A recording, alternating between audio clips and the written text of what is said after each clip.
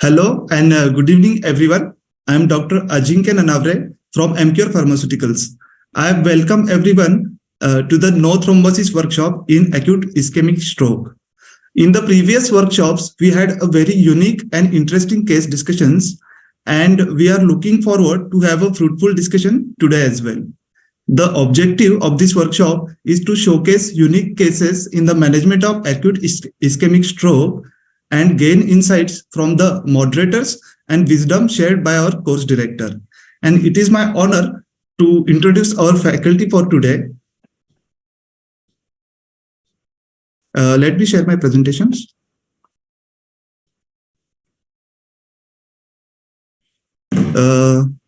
So let me introduce our course director for today, Dr. Ichapuria sir.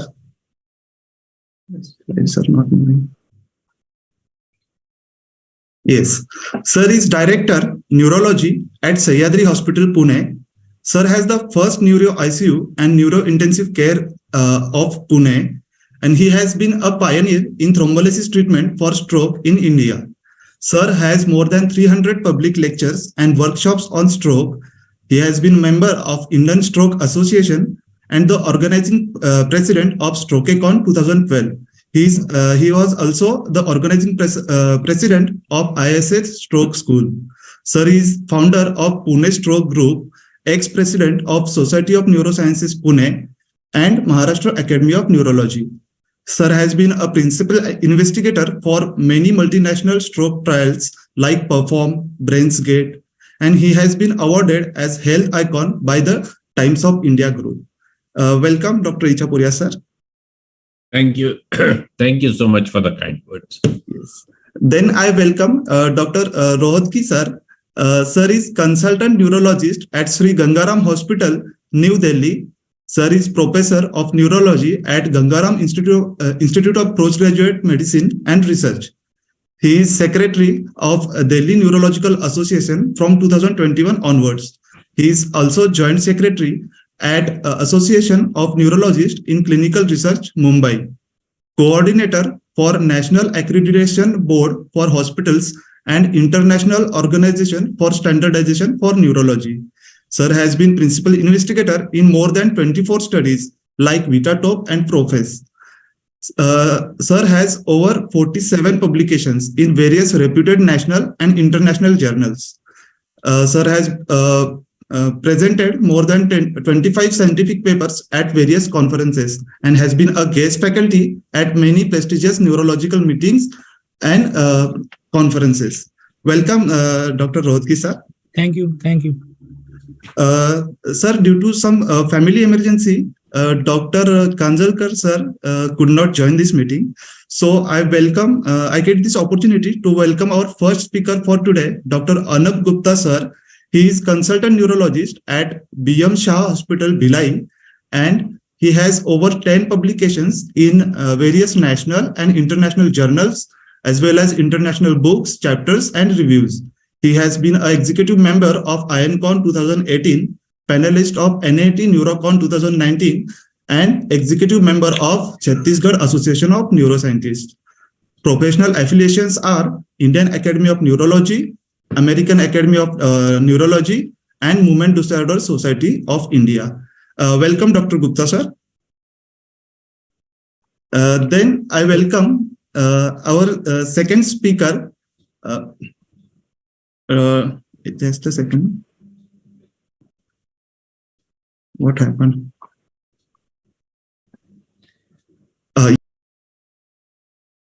Then I welcome our second speaker for today, Dr. Pawan Pai sir. Sir is consultant at neurology and neurointerventions at Wokat Hospital, Mira Road, Mumbai.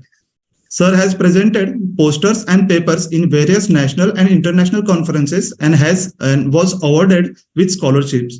Sir has created stroke awareness in Pune city by conducting CMEs in association with the Indian Medical Association.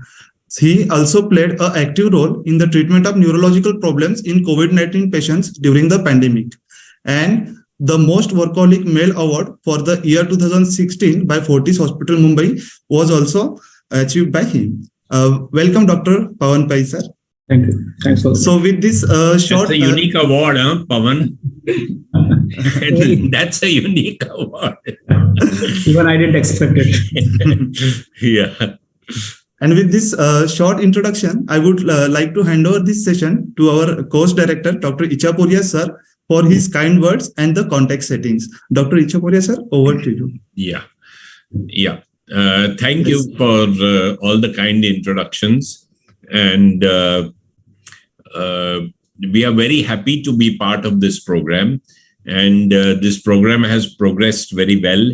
We've seen some absolutely brilliant cases, fantastic cases from all over India.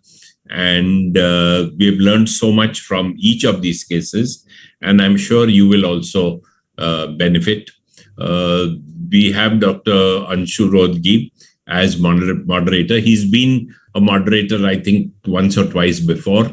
And we are really very happy to have him. And he can share his expertise on these cases.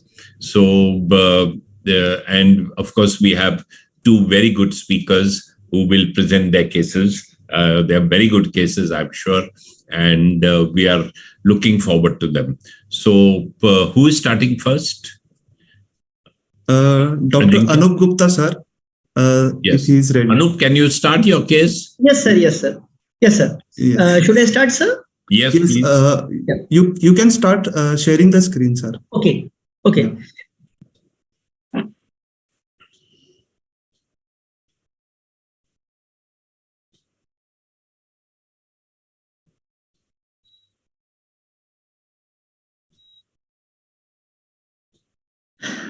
Am I audible? Yes, audible and visible. Very good evening, all the respected seniors and dear colleagues.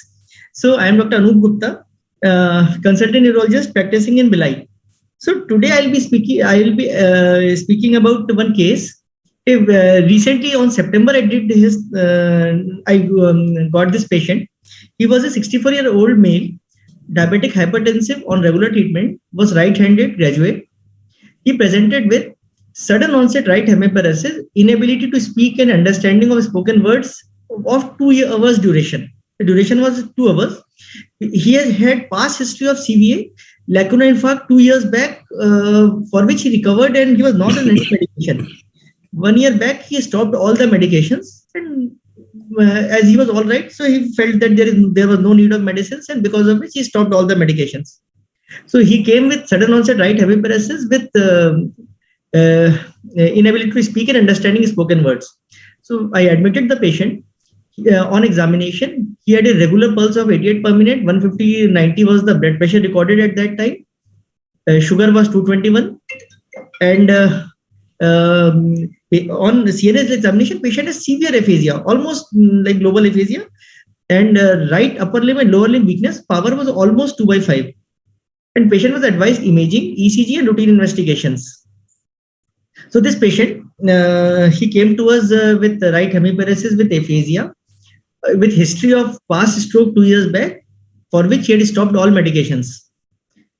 So this was the initial CT head. CT head was unremarkable. Ischemic demyelination was there. Apart from that, nothing was there. So we advised thrombolysis of this patient. His routine investigation, CVC was normal. There was no contraindication for thrombolysis. His NIHS score was 13 out of 42. So we advised to give thrombolysis. The patient attendant agreed. The patient was given tenecteplase 0.2 mg per kg according to the weight. Initially, there was no worsening. After 2 to 3 hours, patient had significant improvement in speech. He could speak, but comprehension to written and spoken words and naming were slightly impaired after 2 days of admission.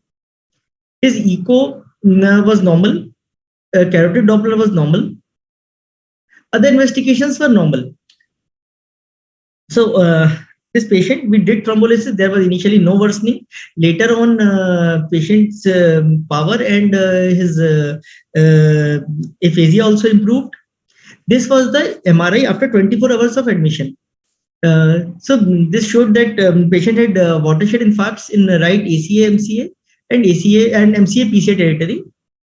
And on 3 months follow-up, Patient's speech is normal, comprehension is normal, repetition is normal, reading, writing are all normal, and patient is having no neurological deficit. So this is the current status of the patient.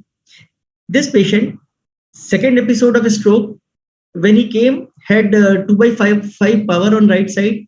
Aphasia was there, almost global aphasia. After thrombolysis, now patient is almost symptom free, and 3 months after thrombolysis, and patient is doing very well. 2 days back only he visited for his routine visits, and patient is absolutely fine. So why I presented this case is because almost 2/5 power with aphasia, and patient is absolutely normal after 3 months. So I've done many thrombolysis, but this patient is the one who significantly improved after thrombolysis. So this was basically my case. I would like to all the moderators and Ichapuria sir, please highlight what are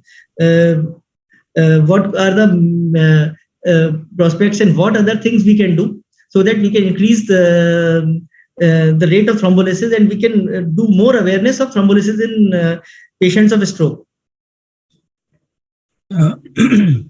Anshu, would you like to comment? Yeah. Just wanted to ask 2 or 3 things, Dr. Anup. Very nice case and very good recovery. What was the time window when you thrombolized? Like in how many hours did you thrombolyze? 2 hours. 2 hours. Okay, that's very good. That's very good because most of the patients, they reach the hospital very late, and I don't know about Bhilai because I think small cities, so maybe the distance may not be too much. Sir, the good part was that this patient was living very near to our hospital. So that's the main reason why he presented early. And initially also he came to this hospital only for treatment. So as soon as he developed stroke, he immediately rushed to the hospital, and lucky for him that he improved so well, sir. No, he had a very good recovery. His speech has also improved completely? Sir, completely improved, sir. Completely improved. Actually, I had a video also of him. But unfortunately it didn't get but otherwise he's absolutely fine, sir. I think you should use these cases to create awareness that people can reach like these kind of cases that patients can reach in time, and because this is a very good case. This is something which is something ideal, patient reaching within 2 hours, thrombolizing and having a very good recovery. Yes, sir. I think these are the cases that you should put forward to create a general awareness in the public that people should come in time and get, because even about 15 days ago, we had a patient in the middle of the night. We had to really convince the attendants to get it done, and they just kept on dilly-dallying and not getting the thrombolysis done. Yes, sir. So I think awareness is very, very important. Yes, sir. So what I feel is that educating the general practitioners and physicians are very important, because if most of the time it happens that the patient goes to them and they are the persons who refer to us, and if they already educate the patient that if you go there on time and chances of thrombolysis are there and this type of therapy is there, so if patient knows beforehand while coming to hospital, then fair chances are there that patient will get ready and we can give him benefits. No, I think that's right, because once you tell them to get the thrombolysis, then they will call their physician or GP or family friend whether we should get it done or not. Yes, sir. I think that is equally important, I think. Yes, sir. Yes, sir. Yes. Sir, Dr. Ichapuria's comments. Very nice case. As Dr. Rohatgi has said, coming quickly to the hospital is one of the most important things. And, when they go to a GP or a non-stroke hospital, often there is delay. Yes, so, what we have to emphasize is that they should come to a stroke-ready hospital straight away.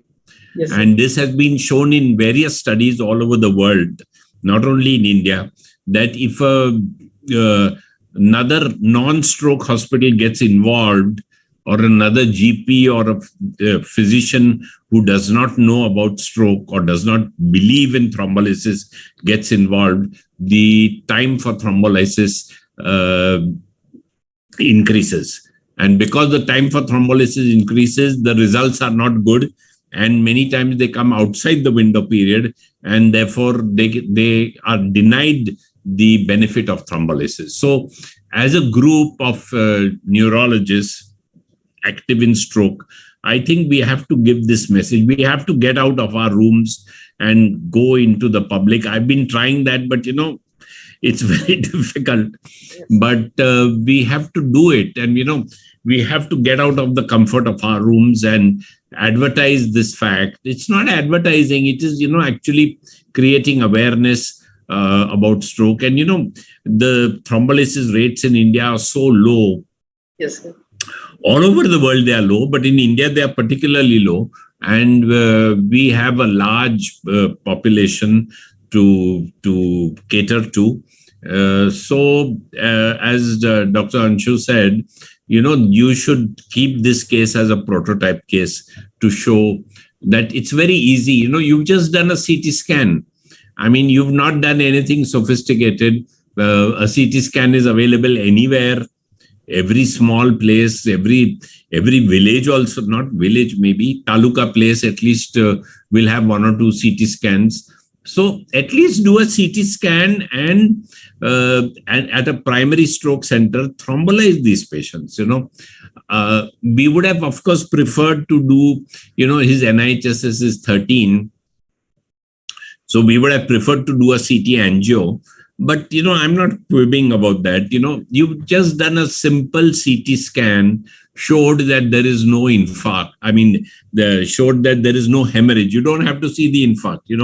This is another big problem, that doctors want to see the infarct before they want to thrombolyze. You don't need to see the infarct. Yes, sir. You just need to show that there is no hemorrhage. Yes, sir. And if you show that there is no hemorrhage and there is no other contraindication, or there's a stroke mimic, for instance, then thrombolyze these patients. I mean, we would like to do a CT angio and we would like to do this and that. Yeah, okay. But for a primary stroke center in the periphery, I mean, I'm not saying Bhilai is a periphery, but what I'm saying is, if it is in the periphery and you have only a CT scan, and you don't have CT angio, no problem. You thrombolyze these patients, and if you want, you can send them to a comprehensive stroke center if you find that, maybe it is a large vessel occlusion. But many of these cases, so, this message we want to give, that physicians, who have some knowledge of stroke, you need some knowledge. You can't just do it like that. You need some training, you need some knowledge. And, you should, people should attend conferences. They should come, they can work with us for a week, 10 days and see the patients. And we want physicians to do this. And you have demonstrated very beautifully that this can be done. And, and the patient will be grateful to you for his entire life. And he'll become your fan and he'll shower you with biryani and maybe whiskey bottles and things like that also. I don't know. but they get so happy. And, we also get so happy seeing these fantastic results. So, thrombolysis does work. The initial trials showed that, there was marginal benefit of 10%, 15%. But I think that's a gross underestimate. And really, patients do extremely well, especially if they have branch occlusion. But even if they have large vessel occlusion, they do well. They do well with only IV thrombolysis. So nobody should be denied this treatment. And this chap came in the window period. He came within 2 hours. You could mobilize things well. See, the MRI does show an infarct. But, this we have seen many, many times, that diffusion, when you do a diffusion scan, say, after 24 hours, 48 hours, you do see an infarct. But still the patient is doing well. So really, I wonder, whether that diffusion thing is really brain damage or it's just something else. Because, it may be in the speech area. This was not in the speech area. This was in the ACI area. But even if it is in the speech area, the speech has improved, even though you see that diffusion weighted lesion. So it works, let me tell you. And I think, according to me, tenecteplase has an edge, and I mean, I don't know, there's no data properly for me to say that. All the trials have been done, which are they've been geared for non-inferiority. No trial has been geared for superiority. So we don't know whether it's superior. All the trials are being geared for non-inferiority, and it has been shown that it is non-inferior. So I think we can use it, this thing. Indian guidelines are saying 0.2, is it? We would use 0.25. Because that's become now the standard dose. Is that correct, Anshu? I think 0.25? I think the standard world over the dose is 0.25. Yeah. The DCGI guideline says 0.2. Yeah. So, there's a little confusion in that, but we are getting, all of us now are getting around to the view that, 0.25 is the dose. And you give it comfortably. And, in this fellow, there was no contraindication. And maybe later on, you can investigate him for carotid artery stenosis or AF or whatever. But that is afterwards. So the good simple case, good illustration of basic stroke IV thrombolysis. So congratulations, Anup. You have something to say, Anup? Where are you? Yes, sir, I'm here only. I can't see you. Sir, I'm here only. Yeah. So the very good demonstration. Anything else you want to say, Pawan? You want to say something? Very nice case, sir, especially at the center like Bhilai, where, it's a tier 2 city where, stroke thrombolysis may not be that, in vogue. So I think this case should highlight that, and, more and more people should get the benefit. Yes, sir. Yes, sir. Thrombolysis. Sir, actually, I've been doing it for almost like 6-7 years. I've done many stroke thrombolysis. 2-3 cases are worth highlighting because they almost improved completely. So this is one of the case. This was a recent case, so I demonstrated it here. But otherwise, I've been doing it. We lack facility of MRI at our center. We have to send outside. That's the reason why we initially do CT only. And just to save time, we... I think you should do CT. Why do you want to send the patient outside? Sending patient outside wastes a lot of time. And even MRI wastes a lot of time. You have demonstrated so beautifully that normal CT or normal looking CT scan and giving thrombolysis, that is the way to go. I mean, see, if you waste time doing MRI and this and that and flare and this, you will waste another half an hour. Easy. I mean, everyone says that, no, we can do the MRI in 15 minutes and 20 minutes. It's not possible because, you have to ship the patient, you have to undress him, you have to get him into the hospital clothes, remove all the metal. It takes time, and sometimes they move, they are restless. So, and it has been shown that, when the CT scan is used as a primary modality, the rate of thrombolysis and the door to needle time is definitely lesser than when you use MRI. I'm not saying don't use MRI. I mean, I use it also very frequently, but the real way to go is CT scan, to save door to needle time and to save as much brain parenchyma as possible. So I think you've done well. Follow-up scan, you can do MRI, There's no urgency. You can do it 24 hours, 48 hours. It doesn't matter. You can send him out. But in-house CT is the way to go. So a stroke-ready center should have an in-house CT. You can't do it. I mean, you can do it, but you cannot do large numbers if you don't have an in-house CT. I'm very vocal about this particular point. But I think it has stood the test of time. And what I've said is it has stood the test of time over last many years. You agree with that, Dr. Rohatgi? Sir, actually, I think we actually run a MR based stroke protocol. So we do waste a little time in that. So, but initially we were doing all on CT. We have been doing it now for almost, I think, as far as now almost 20 years. We have been doing thrombolysis for 20 years, and initially we were doing it only on CT.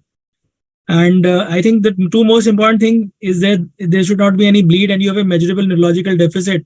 If these two things are there, then I think one should go ahead and thrombolize. Yeah. So only the MR is just for our own safety and protection. Yeah. So yeah. So good demonstration of this case. I think we've discussed all that we needed to.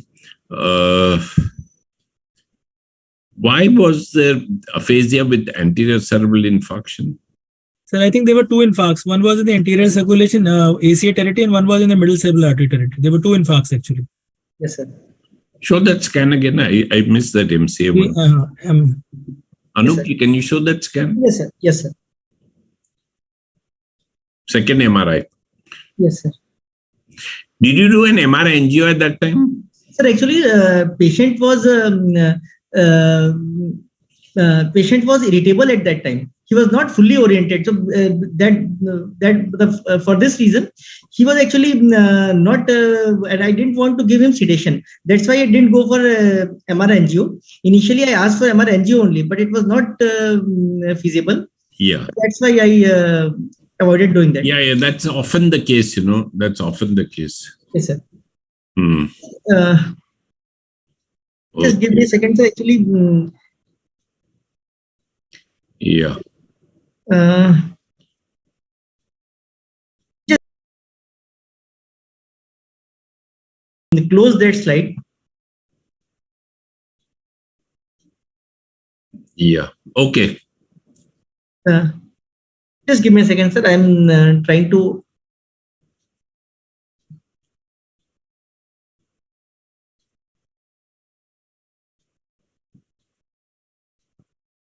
Dr. Ajinkya, can I ask you a question? Yeah. Yeah, unrelated. Somebody called me today from emergency department of another hospital. So this is about MI.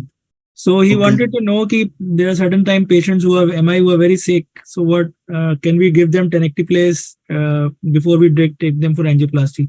So I think tenecteplase is very well established in MI. So what is before doing, like we do a bridging for thrombectomy, he was asking, can we do a similar bridging for angioplasty? Actually, sir, it has been used in MI, but for your specific question, I'll get back to you with the answers. Because we were asking you, because we are using in stroke as a bridging therapy, can we do a similar kind of a thing? Stabilize the patient and maybe do angioplasty a little later? I'll get back to you, sir, with the answer after the meeting. Yes. Okay, I think we'll move on to Dr. Pawan Pai's case. Pawan, can you start? Yes. First of all, I would like to thank Emcure and the team to give me this opportunity to speak. This is my second presentation, so I'll be sharing my screen. I hope my screen is visible and I'm audible. Yeah. So basically, this is a case which was done in 2022. It was a Good Friday, and I think most of stroke enthusiasts were in Mumbai in the INSC that time. It was the second day, that was 15th of April. And after finishing that, I was on my way back to going home. So I got a call from our hospital emergency that we have a patient, 62-year-old male, who has presented with right side weakness with aphasia and left gaze preference since 6 p.m. and had come to us at around 7 p.m. So I reached the hospital by 7:30, and patient was already in MRI. After that, I just evaluated him. The NIHS was coming up to 12. BP was 170/90, RBS was 164, and there was no contraindication for IV thrombolysis. So this was a diffusion imaging which showed that there was left frontal infarct, and there was like an area involving basal ganglia and few infarcts in the MCA territory as well. So basically this patient had come in time within 1 hour and had no contraindication. This was an ADC drop, which was very much there. So it was a hyperacute infarct. And this was a kind of MR angio picture we had, where the left MCA M1 segment was completely occluded. So it was a large vessel occlusion, and that's why the NIHS was swell. So we had a large area of MCA to be saved. The penumbra was huge. So this patient actually was a candidate for both thrombolysis, then followed by thrombectomy. And so I advised the same, advised IV thrombolysis with injection tenectase, and followed by mechanical thrombectomy. His body weight was somewhere around 80 kg. So we gave him 16 milligram, and DTN was 64 minutes. After thrombolysis with tenectase, patient was taken to cath lab. There was no wastage of any time. And DSA, as I showed, the MR angio was again showing a complete occlusion of left MCA M1 segment. And you can see that there was this ACA which was getting filled. So what I had done while doing the DSA is that I took the remaining 4 milligram of tenecteplase inside, because otherwise it would just remain in the ER. Now here I took the decision to do mechanical thrombectomy because it was like completely occluded. So what I did, as usual, I took a 6 French Neuron Max aspiration catheter or a 125 multipurpose catheter over a double and thermo wire, and I took a shoot. Now, to my surprise, before I could do anything, there was a partial recanalization of the left MCA M1 segment. You can see here that the MCA, there is a partial thrombus which is occluding the M1. So the recanalization is there, but it is partial. Now here, the family was not having... Pavan, sorry to interrupt. Yes. Did you do the aspiration or before the aspiration? Before the aspiration, sir. Before the aspiration. It was just a shoot with the Neuron Max. I wanted to take a roadmap to go ahead with the microcatheter. So before you aspirated, yes, you gave intraarterial tenecteplase. Is that correct? No, I didn't give intraarterial. I just took it with me. Okay, so before. Okay, sorry to interrupt you. Yeah. So it was just IV thrombolysis with 16 milligram, followed by the first shoot, which showed complete occlusion. Thereafter, with Neuron Max, this is the picture where you can see this partial recanalization taking place. Now, with this, I just went outside, spoke with the relatives, showed them the angio, that now we are in a situation wherein it is a half opened artery, and we don't know whether it will get blocked again or whether it may just open if we leave it like that. But it is a very difficult thing to predict. So what are the options available? Options available is to do mechanical thrombectomy as planned with a stent retriever versus aspiration catheter. Second option was to do intraarterial thrombolysis. And third option was to wait for spontaneous recanalization. Now, waiting would also mean that artery could get completely blocked again. We don't know. Whereas stent retriever versus aspiration catheter, relatives were a bit skeptical because they lacked insurance backup and were not very financially sound, I can say. So I also told them, let's first try with intraarterial thrombolysis, because we still have our 4 milligram of tenecteplase left with us, and we'll just try. When it was like April 22, there were no guidelines or any kind of trials which had proven the value of intraarterial thrombolysis with tenecteplase as such. But instead of doing something with the other product, I thought when 4 milligram is there with me, why not use that early? So what I did, I went ahead. I took the microcatheter. This was a Phenom 21 microcatheter on a Avigo 0.014 wire, and took it as close to the clot as possible, and injected 2 milligram of remaining tenectase into the left MCA clot. So this is what I did, and this is the post intraarterial TNK picture of the left MCA, which was completely recanalized. Now, to my surprise, what had happened, that the ACA, which was filling initially, had stopped filling. You can see that there's no ACA filling here. That was because the forward flow was so robust that there was no rebound coming to the ACA. So I was wondering whether the ACA had got reoccluded, or whether there was any distal migration or proximal migration of the clot. So I went to the other side, there was a TC3 recannulation, ACA didn't opacify. So I went into the right ICA and took a shoot. And this showed that the ACA was filling via the ACOM. So ACOM was filling from the right ICA, ACOM, and the left ACA. So this was filling from the other side. So this was the kind of picture we had. Now on follow-up at the time of discharge, the NIHS had already become like 2 and MRS was 1. He had some right upper limb weakness at discharge. And at 3 months, NIHS was 0, MRS was 0. I just saw him some last week. So he was able to perform all his activities of daily living. And he's on antiplatelets and he's doing good. So basically, after this case, I just did some kind of research of usage of tenecteplase in intra-arterial route. So basically, in December 22, one trial has been started, that is TECHNO study, which is to look for safety and efficacy of intra-arterial tenecteplase for non-complete reperfusion of intracranial occlusions. This is after the thrombectomy. It's not before thrombectomy, like in our case, wherein we just had IV thrombolysis done and no aspiration or stent retriever was used. Here the size is 156, and there they propagate usage of 3 milligram of tenecteplase. The estimated time for arrival of the results is 31st July 2025.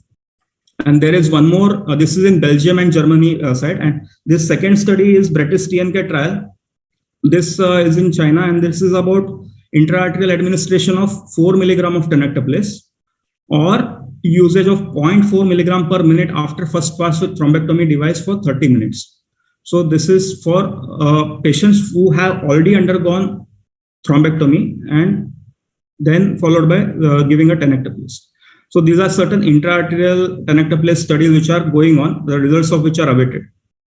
Now, the take-home message of my case is that intra-arterial, I have got a CT which I didn't get, but there was no bleed post this like case which I had done. So basically, intra-arterial tenecteplase can be used safely.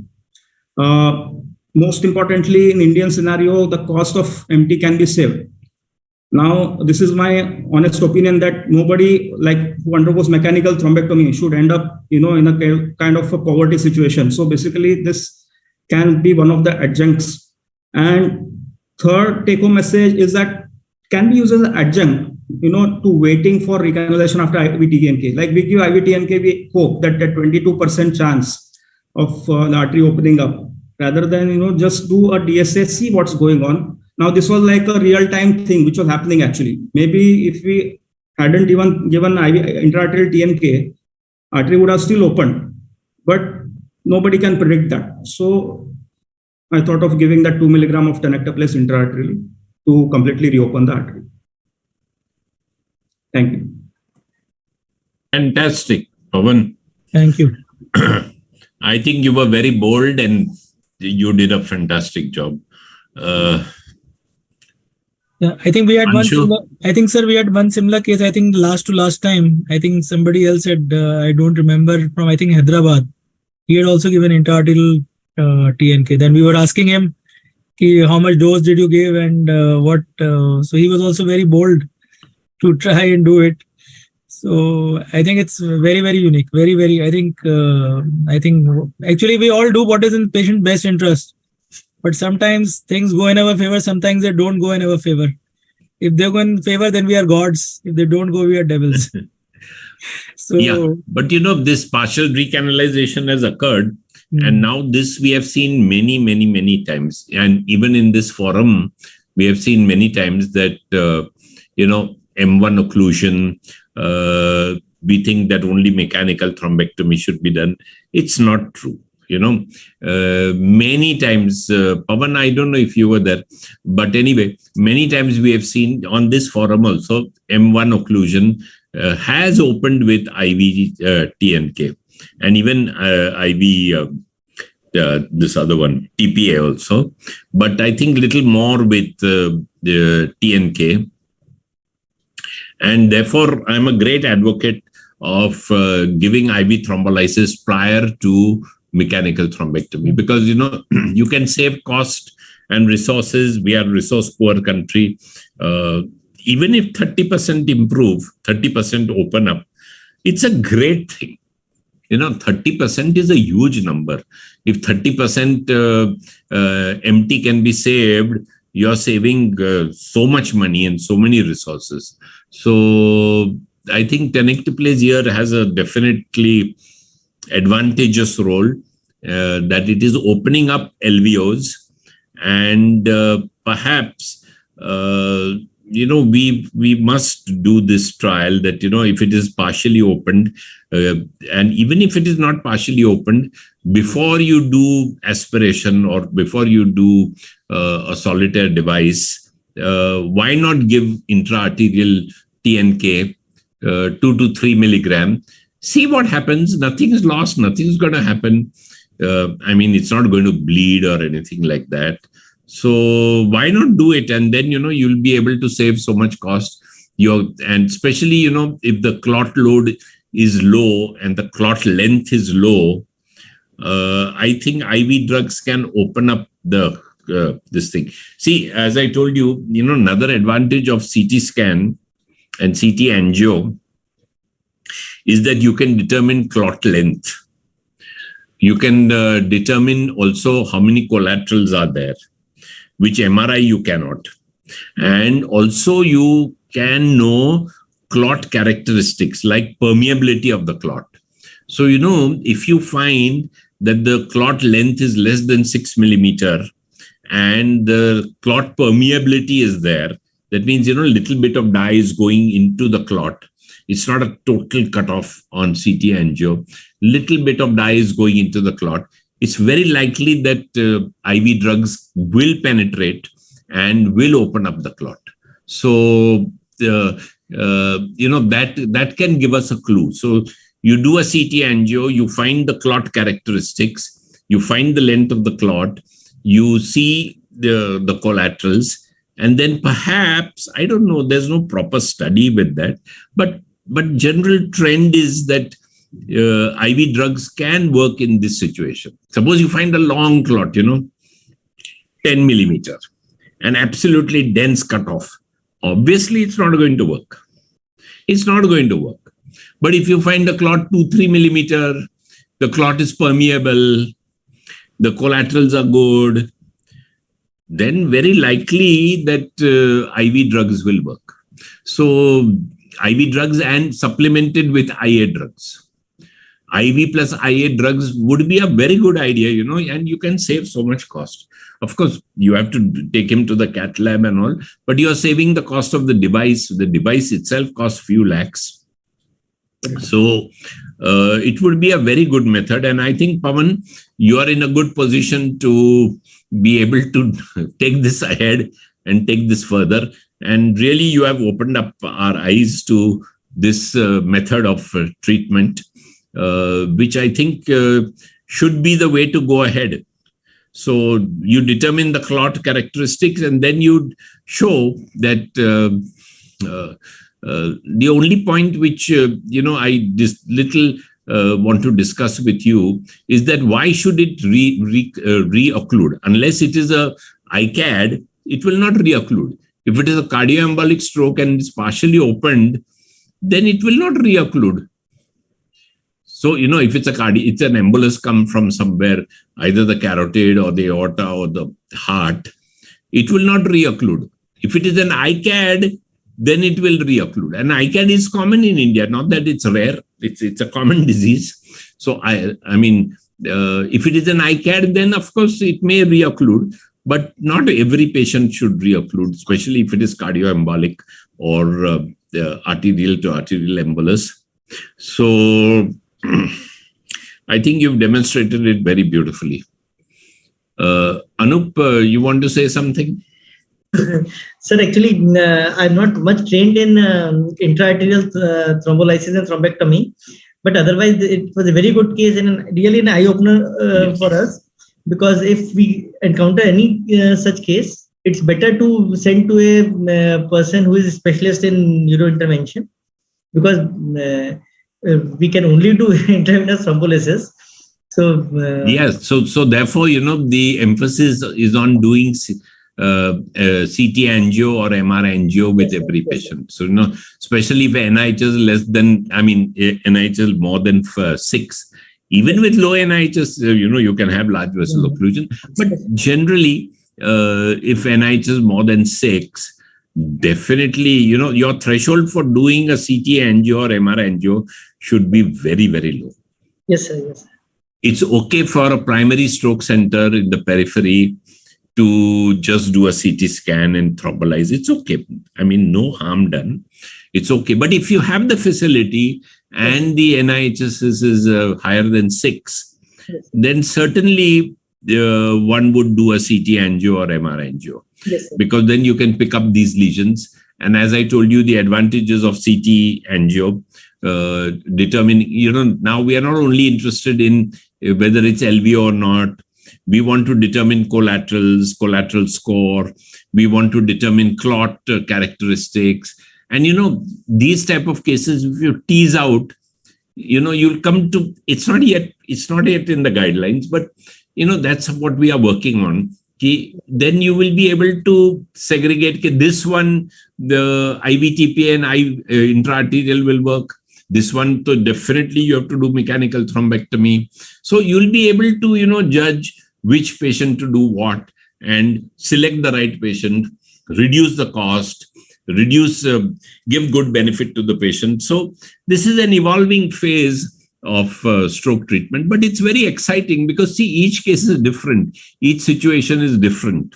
And we must, we cannot be dogmatic that you have to do it this way. Nothing like that. So as Pawan has shown that he's shown agility in thinking and being innovative. Okay, so that's still the trial is not there, but trials and guidelines take time. The pioneers have to do it before the guidelines. So, guidelines will take another 2, 3, 4 years to come in the book. People will say, no, is it written in textbook? Textbook, it will come after 5 years. But these stroke pioneers and all are doing it, and using common sense, thinking of the physiology, thinking of clot characteristics. Where were we thinking of clot characteristics before? Never. Nobody ever thought of it. But now we are thinking of it. So it's such a brilliantly evolving field, Yes. That it's amazing what progress has happened. So Pawan has been very agile in selecting this treatment modality, and many, many congratulations to you. Dr. Rohatgi, you want to say? I think it's an excellent case, really an eye-opener, because I think we can save a lot of cost if we are doing an intra-arterial thrombolysis. So maybe a combination of intravenous plus intra-arterial would do wonders. Yeah. I think that may be the way forward. And I think we need people like him to maybe if we can avoid the thrombectomy. I think it saves a lot of cost. I think it's cost about 5 lakhs in our hospital. I don't know what it costs in Pune. It's the same. And, it's a struggle. It's a Herculean task. Pawan will also tell you, you have to fight with them for money and this and that. And, oh God, it goes on and on. And then, if patient doesn't do well and he's in the ICU, and then you have to do hemicraniectomy, and then he gets some nosocomial infection, baapre, khalas. Then the bill goes to more than 10 lakhs. So, so therefore, doing these simple, innovative measures, for a resource poor country like India, I think it's a fantastic way to go ahead. Fantastic. I think nothing more to discuss, no? Pawan, you want to say something more with these trials? Where these trials are ongoing, no? You said? Yes, they are ongoing. Like in the intra-arterial also, when we give thrombolysis, so what these trials are also saying is that we should take the microcatheter as close to the clot. It should actually breach the clot, and then only the thrombolysis will work. If we give it in the proximal artery and expect the clot to get burst, clot to get recanalized, it's a difficult proposition. Yeah. So that makes sense, no? Yeah. You go as close as possible, and especially, if there is little forward flow, no? If there is little forward flow, the drug will mix with the clot. If it's a total cutoff now, The drug cannot penetrate into the clot unless the clot is porous. So little forward flow, as in your case, there was good forward flow. I mean, it was say TICI 2A or something. And then with giving IV, intra-arterial, it became 2C or 3 almost. So you need forward flow and you need to get close to the clot to give this intra-arterial drug. And beautifully, it has worked wonderfully. You have any post-op this thing scan? Yes, sir. A CT was there. I couldn't fetch it for the. Okay, but anyway, did it show any infarct or anything? Infarct was there, it had set in, but there was no bleed as such, and it was mainly in the left frontal. Yeah, no, you showed the previous MRI. Yes. From that, did it regress? That left frontal area was showing infarct, sir. Basal ganglia was not. So that is what I was saying even previously. That post-op, even if it shows that diffusion restriction, patients still do well. Yes. How is that? So, it's not really, the diffusion. I mean, people are not agreeing with me, but I've been saying it again and again, that diffusion does not determine the final outcome. And, you find that diffusion restriction, you'll find it the same size, but still the patient improves. How? And, the diffusion lesion is there, but the aphasia is gone, the hemiplegia is gone. So is the diffusion, definitive, or, it's still an evolving process of the infarct. So I feel it's still evolving, and the diffusion after the treatment does not determine the further prognosis. And in fact, the prognosis when you open the vessel is definitely better than if you do not open the vessel in time. Yeah. So these are the comments that I would like to make. Any comment from the audience which we would like to take? Ajinkya? Yes, sir. There is one question from Dr. Prasad from Mumbai. He is asking, is there any updates on appropriate age for thrombolysis and extended time window to rescue the ischemic penumbra? Pawan? Yeah, actually, we should look at the biological age and not the chronological age, is what I feel when it comes to the guidelines. Of course, the upper limit is 80 years, but that doesn't mean... No. Pawan, now there's no upper limit. There's no upper limit for age. You can do at 90, we have done in patients of 85 and all. It was there 80, but now there is no upper limit. In fact, it has shown that people, even the elderly, they are doing... they are doing better. They're doing better.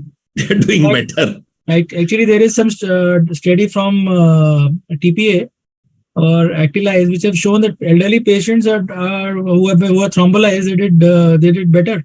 Yeah. So there's no upper age. Lower age, see, the trials are from 18 years. But if a young person is there and he's got a mitral stenosis with embolus, why not? Yeah. Why not at age 12 and 13? Why not? He's got rheumatic heart disease, or he's got something else, some cardioembolic. We had a case of brucella endocarditis where we did this thing, mechanical thrombectomy. That fellow was 12 years old.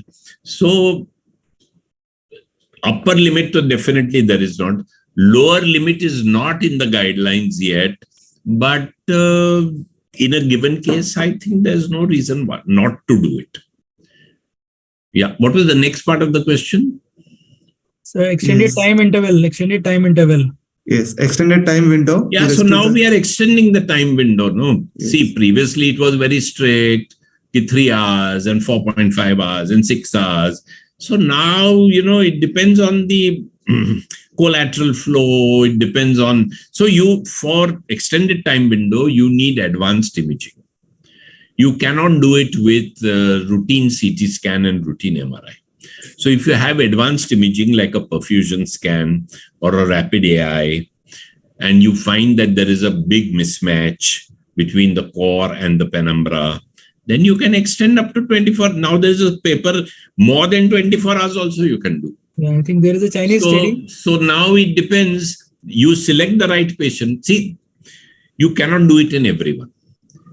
If you have the right patient and you have a big clinical core mismatch or a perfusion mismatch, then you can do even after 24 hours.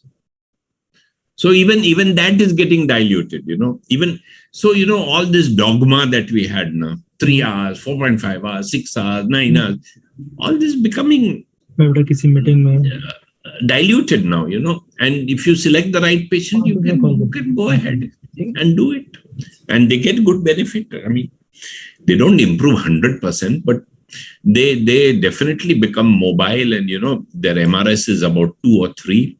So it's worth it. So it depends. So, but you need advanced imaging for these type of extended time window patients. Yeah. Anything else? No, sir. Yeah. Yeah. Dr. Rohatgi, you would like to no, sir, I think you have made your point very well, that I think there is no upper age limit. And if you have a patient who is the right candidate for even extended time window is there. So I think, see,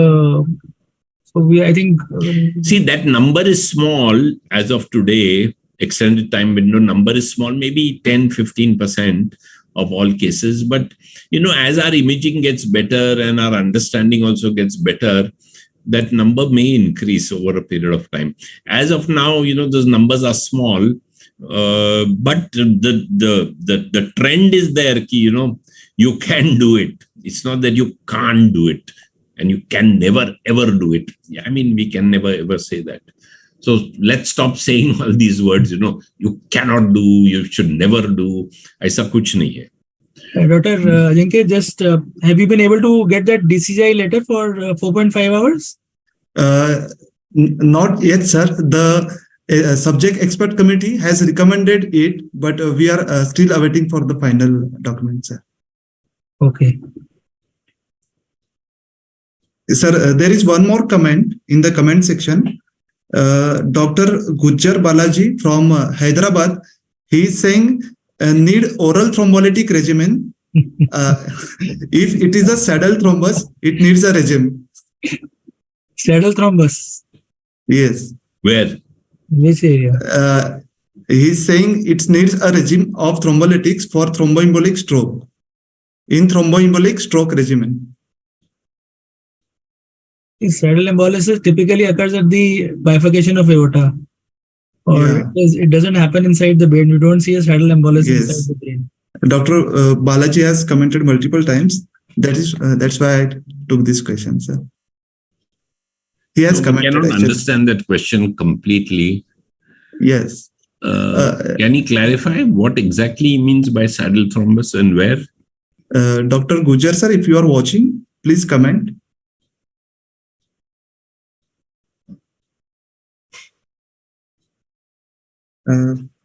Sir.